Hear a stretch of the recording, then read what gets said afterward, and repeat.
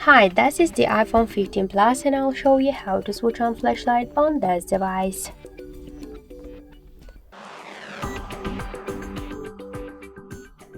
So open first the control panel and you should find here the flashlight icon. Just click on the icon to activate flashlight, and to turn it off you should click to the same icon.